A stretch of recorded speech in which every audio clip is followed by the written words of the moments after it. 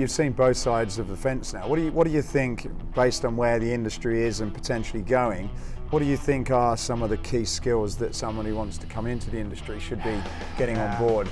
Yeah, some of the things that I hear, and I am super blessed because in this area we have an advisory committee. So these are experts in the industry, employers that come in and say, hey Jeff, your students have these skills and we love it. We want to see more of this come out of the program. Or here, when we hire your people, here we know they're not as prepared to do these things.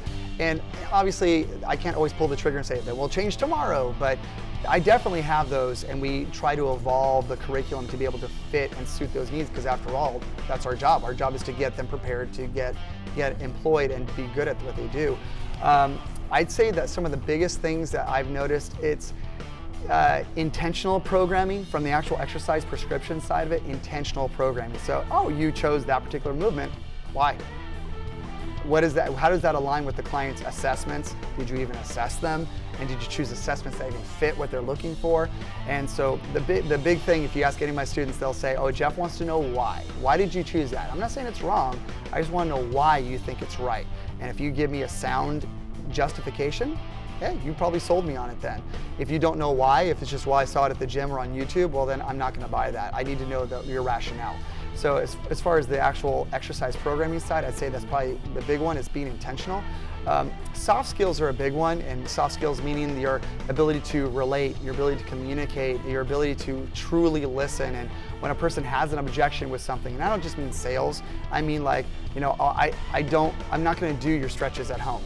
Well, there's a reason for that. And what is the reason for that? Is it because you haven't sold them on the value of it? So it's having those soft skills to dig deeper and really want to know the person versus just, oh, you're a low back pain client, and really understanding what is it going on in their life that's leading to this chronic back pain, and is it stress that's causing certain postures to happen, or lack of sleep, or whatever. And I think that is starting to become more of, and it should be more of an emphasis now, with more of like coaching and lifestyle coaching, not just I see you for 1 hour in the gym and now I'll see you next week.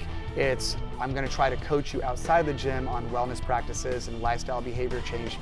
And that's a big one that I think we are seeing with employers saying, we have clients, but we're not retaining them well enough. And I think a big part of the lack of retention is we're losing touch with those people once they walk out of those doors.